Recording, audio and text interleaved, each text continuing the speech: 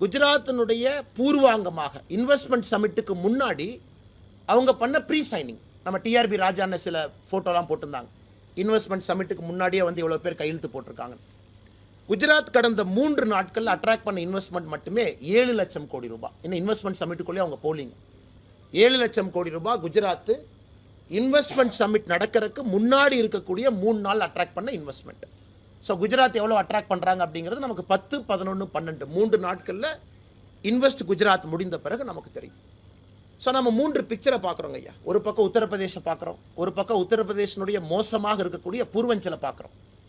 33 லட்சம் கோடி ரூபாய் அட்ராக்ட் பண்ணியிருக்கக்கூடிய யூபி ஒரு பக்கம், மோசமான இடமா இருக்குது, கல்வி இல்லை, எதுவுமே இல்லை நம்ம சொல்லக்கூடிய பூர்வஞ்சலில் 9 லட்சம் கோடி ரூபாய், குஜராத் பூர்வாங்கமாகவே 7 லட்சம் கோடி ரூபாய். ஸோ எந்த அளவுக்கு தமிழ்நாட்டில் அரசு இன்னும் இலக்குகளை